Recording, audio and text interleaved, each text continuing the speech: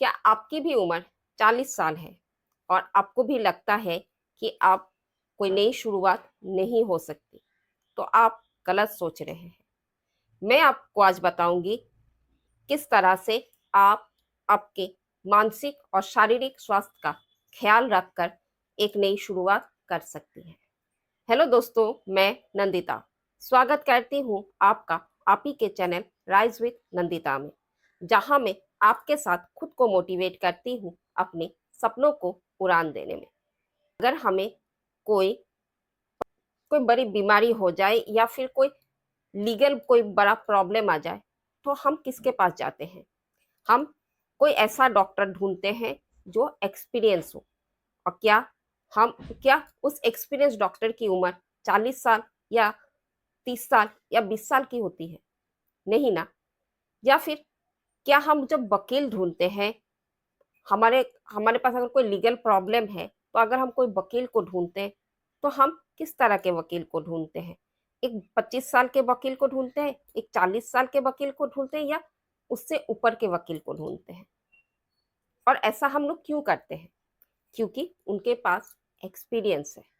आपने आते जाते हुए रास्तों पर भी ख्याल किया होगा, तो आप देखिएगा कि रास्ते के किनारे पर भी ऐसे ही कुछ लोग जिनकी उम्र 40 से ज्यादा की होती है, 60 की हो सकती है, 70 की हो सकती है, लेकिन वो अपने काम कर रहे हैं।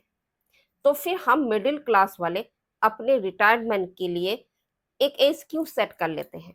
हम 40 के होते होते ये क्यों सोच लेते हैं कि अब हमें आराम की जरूरत है, या फिर हम कुछ नई शुरुआत नहीं कर सकते क्योंकि हमारी उम्र हो चुकी है? हमें कोई नई शुरुआत की रिस्क लेनी नहीं चाहिए, बल्कि हमें अभी, जब हमारी उम्र 40 साल की हो चुकी है, तभी रिस्क लेना चाहिए। क्योंकि अब हमने हमारे बच्चों को ऑलमोस्ट सेटल कर दिया है। हमारे बच्चे अब इतने बड़े हो चुके हैं कि वो अपनी जिंदगी को अपनी तरह से जी सकते हैं। हमारी रेस्पॉन्सिबिलिटी काफी कम हो चुकी है, और ऐसे हालात में अगर हम अपनी शुरुआत नहीं करेंगे तो कब करेंगे? जब हमारा शरीर पूरी तरह से हमारा साथ छोड़ देगा। अभी तो हम सिर्फ 40 के पार ही हुए हैं। इससे पहले कि हमारे शरीर को और हमारे दिमाग को जंग लग जाए, हमें नई शुरुआत कर देनी चाहिए। और नई शुरुआत करने से पहले मैं आप लोग कुछ चीजों को अपने जीवन में प्रयोग में लाने की सलाह दूंगी, और वो उनमें से पहला है अपना ख्याल रखना। आप आपकी दिन की शुरुआत अपने आप का ख्याल रखते हुए शुरू कीजिए। कम से कम कुछ समय मॉर्निंग वॉक कीजिए। आप प्रकृति की गोद पर कुछ समय बिता कर आइए। प्रकृति की खुली हवा, खुला आसमान, खुले पेड़ पौधे आपके अंदर एक सकारात्मकता भर देंगे। और फिर आकर आप पूरे दिन इतनी मेहनत कीजिए कि आपको कामयाब होने से कोई रोक ही ना पाए। अपने आप को खुश रखने के लिए, अपने मन को स्वस्थ रखने के लिए, अपने काम के साथ साथ कुछ चीजों का और ख्याल रखें। जैसे कि आपको कुछ ऐसे काम कीजिए जो आपको खुशी दे। लाइक, आप आपका पसंदीदा गाना सुनिए, आप आपके पसंदीदा किताबें पढ़िए। तो आप हर रोज अपने डाइट लिस्ट, अपने आपके खाने के लिस्ट में कुछ ऐसी चीजों को ऐड कीजिए जो आपको बहुत पसंद है। चाहे वो आपके मनपसंद गाने के साथ या मनपसंद चेयर में बैठकर एक कप कॉफी या एक कप चाय का जायका ही क्यों ना हो, लेकिन अपने लिए इतना जरूर कीजिएगा। ये छोटी छोटी बातें हैं, लेकिन ये छोटी छोटी बातें हमारे जीवन में एक बहुत बड़ा बदलाव लाती है।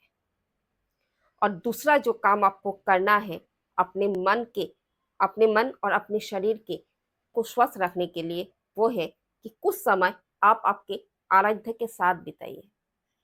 क्योंकि वो कहते हैं ना, अगर खुदा है तो फिक्र क्यों, और अगर नहीं है तो जिक्र क्यों। अगर आपको आपके ईश्वर पर, आपके आराध्य पर भरोसा है, अगर आप भी अपने आराध्य को मन से मानती है, तो उनके साथ कुछ समय जरूर बिताइएगा। मैं आप लोगों को दिन में पूजा पाठ करने की बात नहीं कर रही हूँ, वो तो आपका डेली रूटीन है। कुछ समय अपने रूटीन में इसके लिए भी ऐड कर दीजिए, जहां पर आप आराध्य के साथ दिल खोल के अपनी सारी गलतियों को बता सके, आपकी इच्छाओं को बता सके, उनके साथ बातें कीजिएगा। देखिएगा आपको आपकी बहुत सारी उलझनों का, बहुत सारे सवालों का जवाब उसी वक्त आपको मिल जाएगा। आपकी अंतरात्मा आपको उस चीजों को बता देगी। मैं अक्सर मैं अक्सर ये चीजें करती हूँ। मेरे साथ जो कुछ भी होता है, मुझे जो कुछ भी अच्छा लगता है, मुझे जो भी चीजें बुरी लगती हैं, मैं उनके साथ शेयर करती हूँ। मैं उनसे उन चीजों के बारे में बात करती हूँ और उनसे कहती हूँ कि अगर मेरी गलती है, मेरे दुखों के कारण मेरी गलतियां हैं, तो मुझे उन गलतियों को सुधारने के लिए मुझे उन गलतियों से पहचान करा दे। और अगर मेरी गलती नहीं है, किसी और की सोच की वजह से मुझे तकलीफ हो रही है, तो मैं उन चीजों को भूल जाऊं, वो शक्ति दे दे। तीसरा जो महत्वपूर्ण आपको काम करना है, वो है कि आप आपके दिन का कुछ समय इस पर ध्यान दीजिए, उस काम को करने के लिए सोचिए जिसे कर कर आपके पास कुछ पैसे आए। क्योंकि हम हाउसवाइफ की दुखों का कारण सिर्फ आर्थिक तौर पर सशक्त ना होना, फाइनेंशियल स्टेबिलिटी नहीं होना ही हमारे दुख का सबसे बड़ा कारण है। और इस दुख का कारण को हम अभी, जब हमारे पास समय है, जब हम 40 साल के हो चुके हैं, चैलेंज की तरह लीजिए और इस दुख का मिटा के दिखाइए। और मुझे पता है आप ऐसा कर सकती हैं। अगर मैं शुरुआत कर सकती हूँ, मैं अपने जीवन में नई शुरुआत कर सकती हूँ, तो आप भी कर सकते हैं। अभी आप ये मत सोचिए कि अभी आप जो मेहनत करेंगी उसके बदले में आपको कितने पैसे आएंगे, क्योंकि आप किसी भी बिजनेस की शुरुआत, किसी भी काम की शुरुआत बहुत ज्यादा पैसों से कभी नहीं होती। इस अपने दिमाग पर ये बोझ लिए बिना कि मुझे इतने पैसे कमाने हैं, कि कोई टारगेट लिए बिना आप अपने काम शुरू कर दीजिए।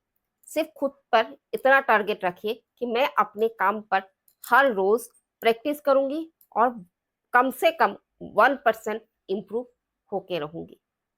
आप देखिएगा कि जिस काम को आज आपने शुरू की है, आने वाले साल तक आप उसमें एक्सपर्ट बन चुकी होंगी और आपकी कमाई धड़ाधड़ हो रही होगी। कोई भी बिजनेस प्रॉफिट के साथ शुरू नहीं हुई है। हर बिजनेस की शुरुआत, हर कामयाब इंसान की शुरुआत जीरो से हुई है। इसलिए उस जीरो से खुद को हीरो बनाने की सफर को जरूर तय कीजिए। मुझे उम्मीद है कि आने वाले साल को मेरे कमेंट्स बॉक्स पे आप सबकी कामयाबी की बड़ी बड़ी कहानी लिखी होगी। मुझे इंतजार है आपकी उन कहानियों का। अगर बातें मोटिवेट करती है, आपको मेरी बातें अच्छी लगती है, तो मेरे वीडियो को लाइक शेयर जरूर कीजिएगा। और मेरे चैनल में आगे बढ़ पाती हूँ या नहीं, या मेरे सपनों को पूरा कर पाती हूँ या नहीं, जानने के लिए मेरे चैनल को सब्सक्राइब करना बिल्कुल ना भूलें। मिलते हैं मेरे नेक्स्ट वीडियो में। तब तक शारीरिक और मानसिक स्वास्थ्य का ख्याल रखें और अपने सपनों को पूरा करने के कार्य में जुट जाए।